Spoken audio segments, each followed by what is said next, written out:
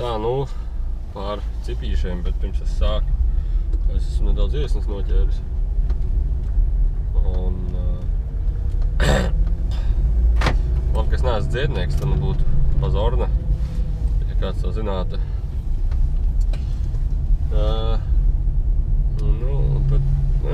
Tas nebija tāds čednieks, ka tu tā kā pārslēdies, tā kā tie Enrico semināri vai tam līdzīgi. Tas bija vienkārši tāds čednieks, kur sēžam, runājamies, un tad info vienkārši sāk nākt. Nu, vairāk, ja mēs paši vaicājam tos jautājumus, tad info sāka nākt. Un tas info bija par kaut ko par Hitleru un kaut ko tam līdzīgi. Un cerams, ka ceļi... kas pa sastrāgumiem? Un tur tā info bija... Nu, es principā mājaslapā uzrakstīju rakstu, bet es domāju, tāpat vēlreiz jāierunā,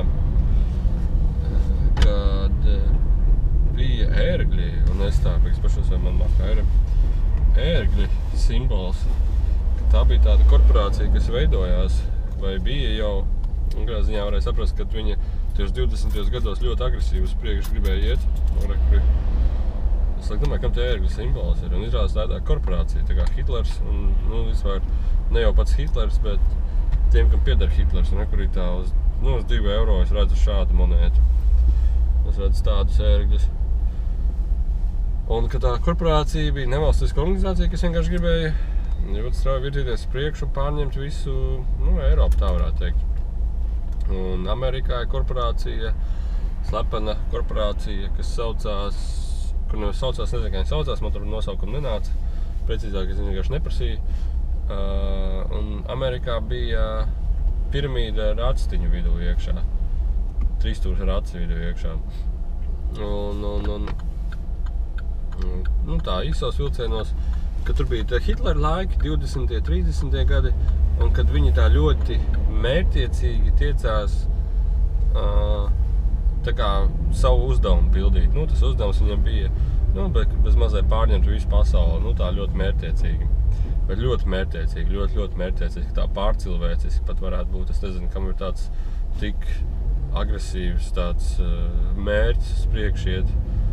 Cilvēki nav tādi. Nu, cilvēki, viņi varbūt ir mērķiecīgi savu uzņēmumu vadīt, bet tik atstrādāti, slīpi, nu, vienkārši atstrādāt, bez kļūdām, mērķiecīgi pārņemt bez mazai visu pasauli, nu, planētu. Un tad viņi bija, nu, es sapratu, ka viņi jau pirms tam bija veikuši tos kontaktus, vai viņi ir 100% zinājuši, ka ir tie kontakti, un viņi tā kā vāca kopā visādas garīgos un garīgās zināšanas par citplanētiešiem. Un vairāk jau bija tieši tā mērķiecība dabūt citplanētiešu šeit lejā un veidot tā kā ar viņiem sadarbību. Un viņiem tas izdevās, cik es sapratu, tur bija visādi budisti, to, ko es redzēju zem zemes, ir ēkas, cilinveidīgi, tātad istabas, nu, apļveidīgi istabas, kur viņi visi sastājās aplī un meditē uz to enerģiju. Bet tas bija ļoti profesionāli. Es sapratu, ka tur ir tādi channelingotāji pa pilno bija. Pat ne tikai tādi channelingotāji, tādi, kas riktīgi ar enerģijām spēja darīt. Nu, tur budisti, nu, viss kaut kas tur bija. Un tad viņi kaut kādā brīdī dabūja tos cipīšus lejā, un tad tiem visiem cilvēkiem bija baigās sajūsma. Un viņi, pirmais, ko cilvēks gribēja, viņiem bija vienalga, viņš grib veidot vienošanos ar cipīšiem. Un es sapratu, ka īstenībā tie paši cipīši bija tikai cilvēki, kas bija iemiesojušies, kas to projektu mēģināja bīdīt uz priekšu. Un viņi tā kā gribēja tos ar cipinētiešiem dabūt to kontaktu, vienošanās, un viņiem tas izdevās. Viņi tur ieteleportējās tie aplī pa vidu tie cipīši, un tie cipinētiešiem bija pat īstenībā vēl lielāks mērķis, tad, kad tas kontakts pats bija cipinētieši izvirzīts, nevis cilvēku. Kad tiem cipīšiem bija vēl lielāks mērķis, viņi bija vēl tā kā, nu, varētu teikt, sautīgāki. Tas sajūtās nāca. Un tie cipīši bija, what the fuck, kas tie par cipīšiem? Tad tumša zaļa krāsa. Un tā kā asfalts, bet tā kā tumšs zaļš pietonis vēl. Nu, rekur tāda mašīna, rekur brauc, rekur šitāds līdzīgs, tikai es teiktu vēl pelēks klāt, pelēks tā kā tur apakšā, tur, kur tas pelēkais. Un viņiem mērķis, viņi tā kā vienojās sadarboties ar tiem cilvēkiem, un viņi mērķis tā kā bija ieviest šeit enerģiju tādu, kā es sapratu, kā tas notiek, ir, kad, nu, Ja, tu esi, piemēram, tu esi priecīgs pēc enerģijas, un tev ir ļoti grūti depresīvā vidē. Tu vienkārši tur spiedies ārā, tu pat tur negribi iet iekšā. Un jo lielāks kontrasts, jo mazāk izredz, ka tu vispār tur ieies.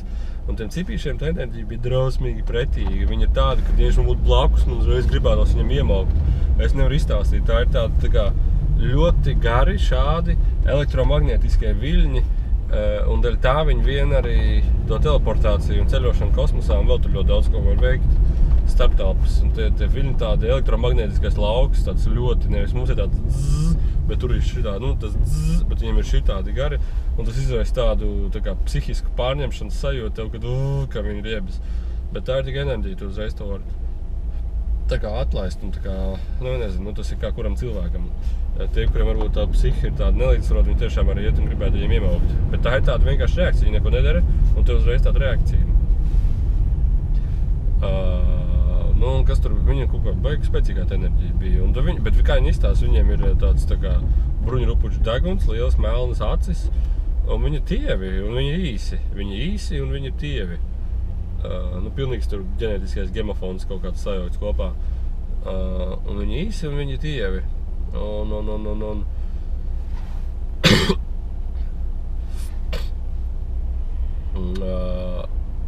Kas tur tālāk bija? Jā, un tad viņi tā kā to enerģiju grib izveidot līdzīgi viņa enerģijai, ka Zemes ir līdzīga enerģija viņējai. Ko tas nozīmē? Tas nozīmē, ka visi ir tādi bišķiņi agresīvāki, visi tādi nepacietīgāki, nervozāki, un tādā garā. Tad tas ir ļoti līdzīgi viņiem. Un no sākuma es sapratu, viņi tā kā arī tā ērgļu vienība, viņi bija pārņēmusi jau to piramīdu ractiņu vidū. Un tur viņi tā kā tur tā kā vairāk tie cipīši izpausties sāk. Un tad tur no sākuma bija viens cipīts, uz zemes dzīvoja pazemē, tad 2, tad 3, un tad tur aizgāja jau skaitlis uz 10. Un viņi, ko es sapratu, viņi grib tā kā līdzās cilvēkiem būt, tā kā dzīvot cilvēkiem, bet vēl tur paralēli sajūtās nāca, ka viņi ēd cilvēkus, un man likās tik jocīgi. Un tad rāda, ka tie cilvēki tādi riktīgi sulīgi, un vienkārši viņi grib viņus apēst. Un otrs, ka tā kā seksuāli, tā kā pietuvināties, un likās tā labi, pilnīgi kaut kādi maniāki, tādā redzējumā uzreiz likās. Bet es domāju, bet tas jau normāli.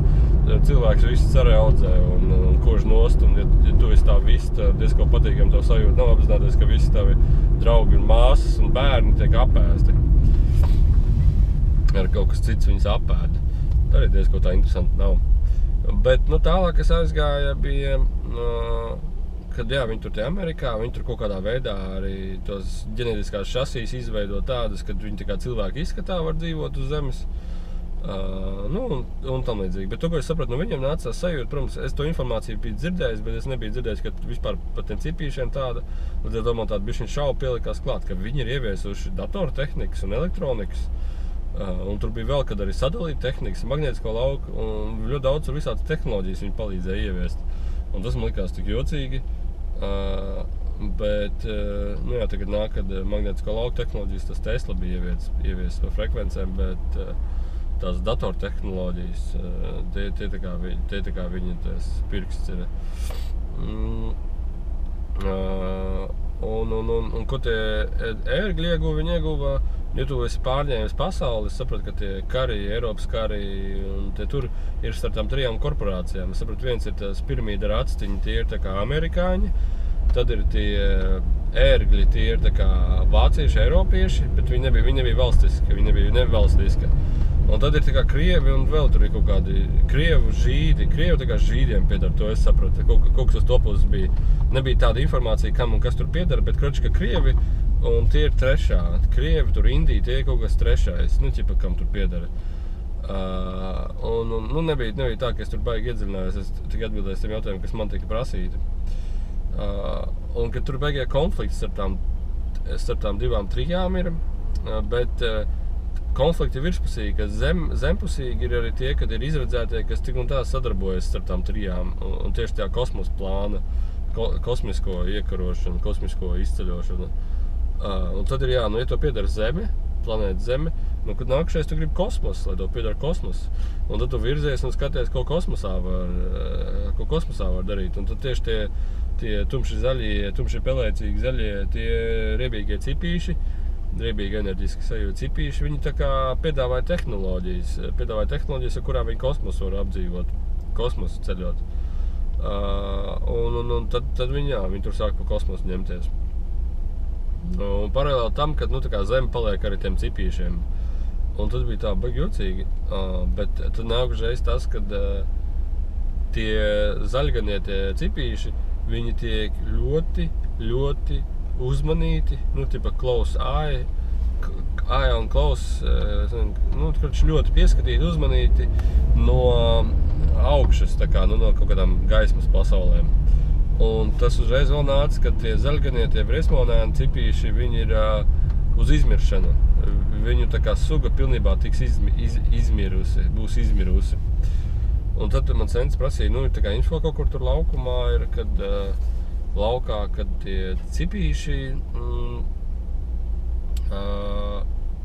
ka tie ir īstenībā cilvēki, kas ir nākotnē ģenētiski sev salaiduši dēlī, nākotnē tālā, un viņi atgriežās uz laiku atpakaļ, lai izmanto cilvēku ģenētiku, lai atgrieztu savu ģenētiku tie nākotnes pasaulē atpakaļ.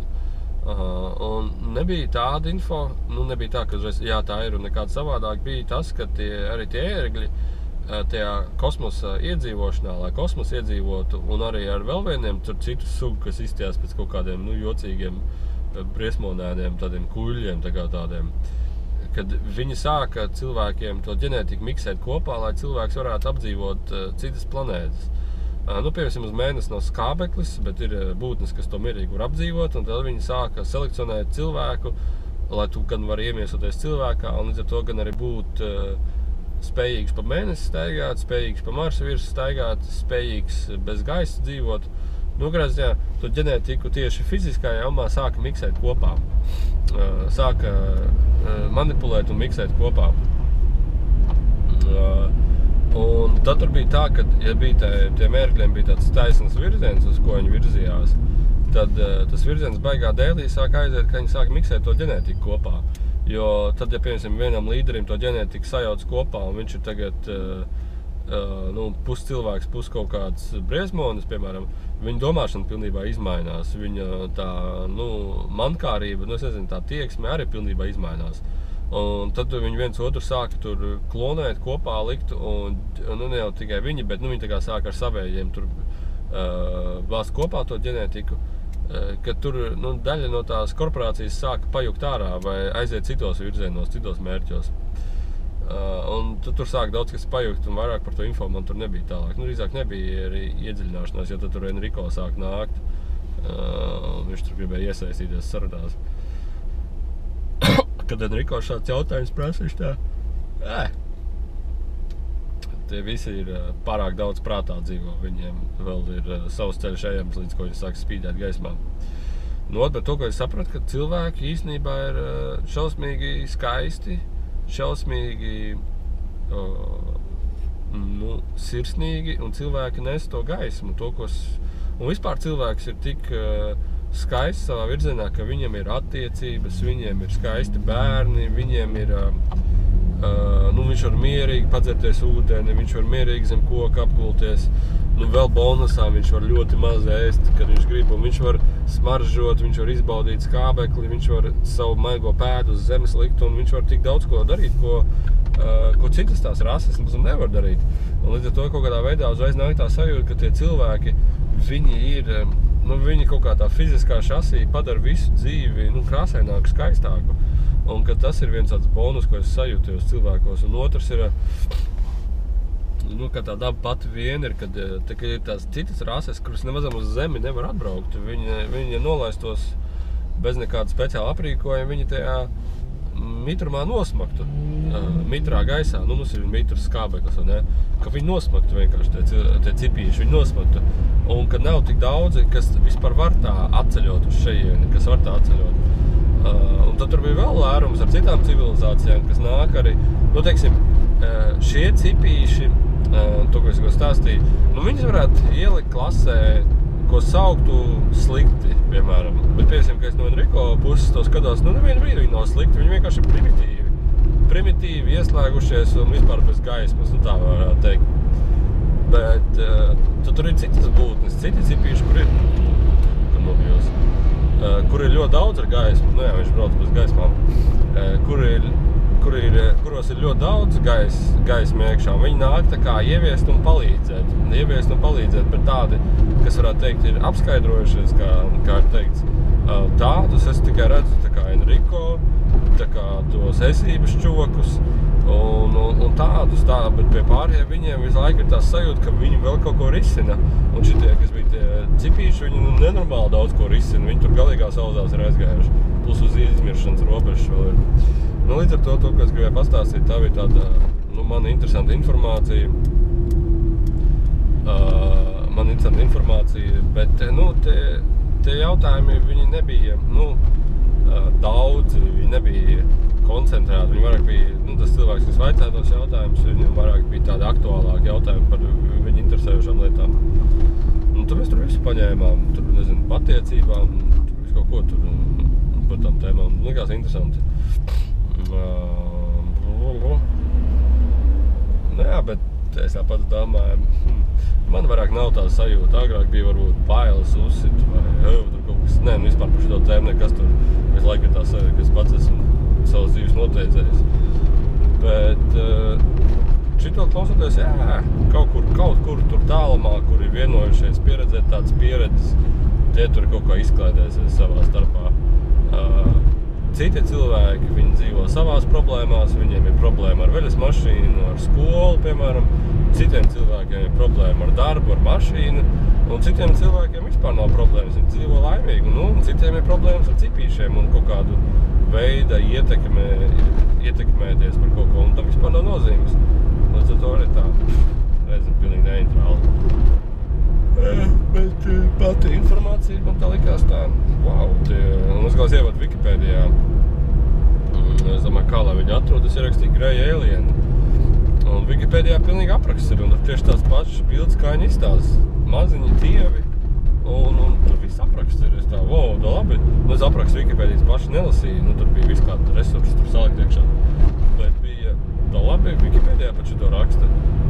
Bet vēl viena piebilda, ka viņi ir daudz, dažādas tās civilizācijas, daudz un dažādas, kad nav tur tā, un es saprotu, ka tu stāsti mēnesi, tur, kur ir mēnesi Zeme, mēnesi planēta, ka tur ir pa segmentiem vispār sadalīts, ir viens, kas pārvalda, teiksim, Zemes kaut kādu dabas resursus, viena puse, kas pārvalda kaut kādu to palēko cipanietīšu uzraudzību, tā kā tāda bez mazai policijas tāda sajūta. Vieni, kas ģenētiku cilvēkiem fiksē, skatās un pielabo, ka tur ir ļoti daudz visādi tādi, sadarbības partneri. Un tad, tur citos channelingos, ka cilvēks uz mēnesi vairāk nekāps augšā, viņam tur nav vietu vairāk kaut kādi izradzētie tur tiek, bet cilvēks pats uz mēnesi vairāk, aizliegts, ka cilvēks, lai citas planētas meklē. Tā. Un tad, principā, tas tā liekas interesanti. Tā info.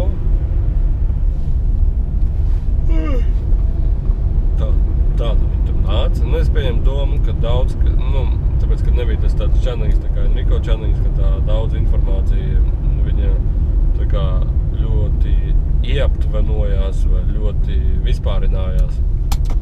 Jo brīžiem bija tā, ka ļoti daudz info izskrēja, un tad pēkšņi uzdod man citi jautājumi, un tad tā info pēkšņi pazūd, un es pagaidzi nepaspēju pieprecizēt. Daudz info nāca tā ar sajūtu, ar apstiprinošu sajūtu, un arī kaut kāda daļa informācija nāca tāda, ka nekāda sajūta nav.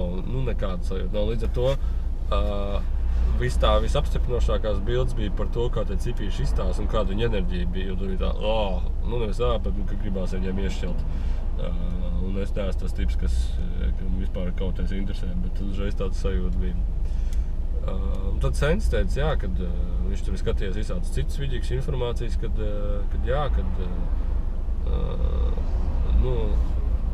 kaut kāds ir vēl viens Korijas guds kaut kāds, kas tur info par to ir devis, kad viņš ir tieši saticies ar tiem paveidiem. Viņš tur, Sensam prasīja, kā viņi izstās. Viņš raksturos, ka jā, tādi paši. Viņš saka, ka viņam Korijas guds ir ticējis ar viņiem, un kad viņiem tā enerģija ir tik spēcīga, ka viņi pilnībā cilvēku var ietekmēt ar savām domām, ka viņi to cilvēku enerģisko lauku ietekmē ar savām domām, ka cilvēku var manipulēt ar domām, vispār jau viņi tā kā, bez mazā liktiem kustēties tā, kā viņi pavēl. Un tas likās tā interesanti. Tā sakritības daudz. Un tie likās interesanti. Un uzreiz tā, kur es tos Eriks es redzēju, un es tā, uz eiro monētas, es taču visu laiku skatījos to Eiropas monētu un domāju, kas tie tādi pēkļi, nevar saprast. Un tad, jā, tad tā informācija tā likās baigi interesanti. Un uz dolārzīmes ir tā piramīda un trešā acis, un es prasīju, kas ir tiem žīdiem, un tad tur rādīja kaut kādas zvaigznes, bet tāda konkrēta simbols nedabūja, bija zvaigznes. Zvaigzne vai piramīda un zvaigzne vai vienkārši zvaigznītes, es tur īsti nesapratu, bet tiem ir tās zvaigznes. Kaut kādu simbolu, es neredzēju to simbolu, es redzēju zvaigzni vienu un kaut kādu tur hieroglifu, kur es nesapratu. Un kāda jēga no šitās informācijas? Enrico saka, pilnīgi nekāda. Vien interesanti pārčekot to informāciju, bet jēga pilnīgi nekāda.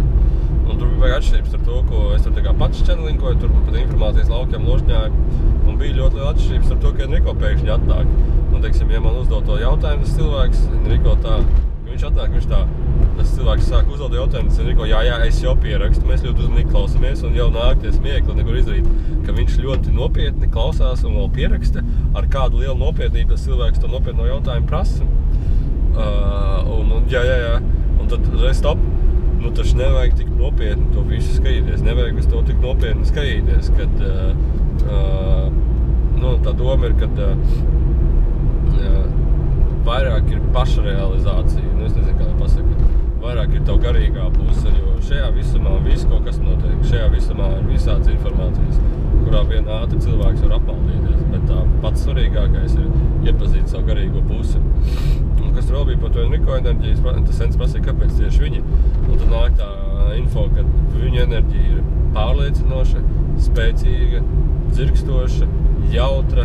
Ka viņa ir tāda, kad viņa visiem tiem magnetiskajiem laukiem, visiem tiem šaubu, vienalga kam, vienkārši izsprāks cauri. Un viņos neviena kas vispār nenorezinē, viņi vienkārši izsprāks. Un tad tā bilde bija, kad ir tas cipītis, tas drūmais, un tad bez mazā Enrico jums ir atļauja satikties ar viņiem. Viņi tā, ideāli, un tuks uzreiz klāt, un tie cipīši, viņi vienkārši nevar to enerģiju panest, viņi vienkārši dankš uz aizmuguri gāžās. Un tad tie Enrico, es nedaudz, ko viņi tā kā, viņi tā kā pabaksta, nopietnas, viņi tā kā pabaksta, un viņi vienkārši neko nevar izdarīt, viņi vienkārši, es nevaru izstāstīt, ka tā, piemēram, iedomājos es kā cilvēks, man vajadzētu satikties ar kaut kā cipīti, man būtu tā, nē, bailes, un ko es teikšu, un tam līdzīgi. Viņiem, kur viņi ir, ejam, un tankš klāt, un viņi vienkārši ar savu spēcīgo to starojumu, pilnīgi bezšaubīgi par to virzienu, kurā iet. Un vienkārši tur ir, un pilnīgi pārliecība, viņi zina, ka ar viņiem vispār nekas nenotiks. Pats vienīgais, kas var notikt, kas ir tik apdraudējums, ka viņi paliks vēl un vēl jautrāki, vēl un vēl aizraujošāki, vēl un vēl interesantāki. Un tad es prasīju, priekš kam cilvēkiem kaut ko tādu vajag. Un tad Enrico teica, ka cilvēkiem tas ir vienkārši tā informācija, ne informācija, tas, kas nāk caur mani, bet cilvēkiem tā enerģija, tie Enrico čuvaka enerģija, ir vienkārši tā kā plēš kopā visas vecās ticības, plēš kopā visas uzskatus, programmatūras, šaubas, varbūt ne tieši gluži kā šaubu, bet tādu nedrošību, tādu, es nezinu, kas ar man notiek, ka tas vienkārši to visu veco sapuvušo zeķi vienkārši uzspridzina un paliek pāri tik jautri. Tā atšķirība ir tāda, viens domā, cik dzīve ir grūta, tur tas un šitas, un tad, teiksim, kad tu esi apstarots ar to Enrico pasaules enerģiju, tad domā, ārpēc, kā es tā vispār varēju kādreiz domāt, tas ir tik interesanti, un tu paliec vienkārši saules starīti priecīgs. Un tas ir tā kā pavisam pretējs. Tāpēc es arī sapratu, tā Enrico pasaules, ka viņi tur informācija. Tad tajā vakarā vēl bija daudz kas interesants, viņi tā kā sāk rādīt. Un tad tas Sens teica kaut ko, tad balīt ir sākusies, un tie Enrico, un viņi jau visi sāk dejot, viņi tur tusīši pilnīgi sākās, uzreiz pilnīgi balīt viņiem tur. Un kas tur vēl tāds interesants bija, Nu, tiem Enrico tur, viņi vēl beigās uzsver to un stāsta to, ka, bet cilvēku dzīve ir grūta uz zemes. Cilvēkiem ir grūti. Viņš saka, ja, piemēram, viņi savā pasaulē nomirst, aiziet, tiksim, sekundē, viņi to var darīt vairākas reizes, un viņi no tā tika uzlādējis priekā, tad mūsu pasaulē bieži vien cilvēks mācās līdzcilvēcību vai cilvēcību. Ir tāds teiciens, frāze, to man sens piepilda cilvēcību, līdzcilvēcību. Ko tas nozīmē, ka cilvēki, teiksim, tu paņem, sakaujies ar kādu cilvēku, es nezinu, tur sakasies, tad pēc tam tu iemācies pieņemt viņu, kad tevi uznāk asaras, kad tu pārdzīvo, ka jūs tā darījāt, kad tu mācies to žēlo, mīļo līdzcilvēcību. Un tas pats bija arī viņa rādīto bildi par nomiršanu, ka cilvēks nomirstot, aizejot tajā, baltajā gaismas pasaulē, tādu veselē, vienalga kā to saukt, aizejot tajā baltajā gaismas pasaulē, ka viņiem ir tāda ļoti liela tā žēlīguma pieņemšana, ka viņš ir tādās grūtībās dzīvojis, ka viņš ir tik smagi dzīvojis, un kad ir tāds starposms, kurā vienkārši izraudās, kurā vienkārši cilvēks tajā baltajā gaismā šķīst un izraudās, atlaiž to visu smagumu, un ko tas iemāca pieņemšanu, vienotību, un, es nezinu, kā lai to pasaka, bet pieņemšana, līdzcilvēcība, sirsnību, un kad, ja tu esi izgājis šai pieredzē cauri, tu sāc pieņemt ar mīlestību aizvien vairāk un vairāk visu, kas ir, aizvien vairāk un vairāk visu, kas ir.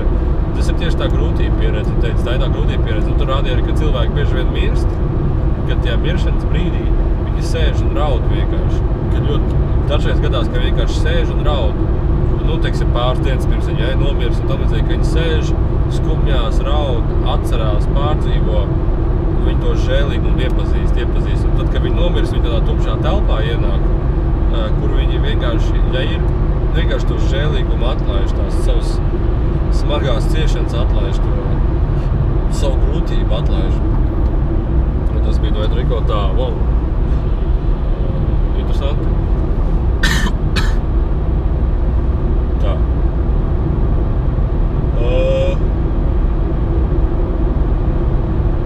Baigi interesanti, šitas mikrofons, viņš ir piesprosts, bet tāds sajūta, ka viņš vispār nav piesprosts. Un ka šitā kamera viņa pat regulē tos līmeņus. Tad es domāju, man ir vēl viens mikrofons jāpatestē, tas vēl viens mikrofons. Un tad jāpasās, kas un kā tur notiek.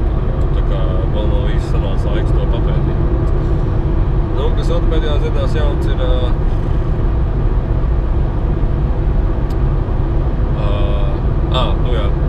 atsauksmes. Man baigi īstenībā, gribās dzirdēt, ja kādam palīdz tie video, ja kādam nodara, tad viņš to vienkārši pasaka.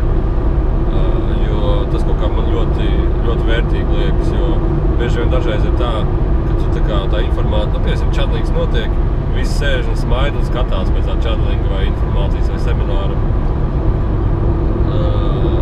Un ka viņi vienkārši nepasaka, kā gāja, kas jums patika, tam līdzīgi. Bet tad, kad satiek tos cilvēkus reti, kurš atļaujās pateikt, ka tie Enrico čadlinga ieraksti, viņus ļoti iedvesmo. Un tāpēc ir viena sieviete, arī kaut riktīgs avatārs. Viņa saka, ka viņi tos vidīgs vienkārši skatās, tos Enrico tieši, kur čadlings ir. Un vienkārši viņi jūt dzirkstošu prieku, dzirkstošu laimi, dzirkstošu sajūtu, kas viņi vienkārši atdzīvina to cilvēku. Un tad arī citi teikuši, kad viņi skatās tos Enrico video, ka viņi vienkārši tādā sirsnībā aiziet. Un, ja dzīvē gadās kaut kāda grūtība, viņi vienkārši pastāsta to Enrico čadlinga video, un uzreiz tā viegli paliek, uzreiz tā labi paliek.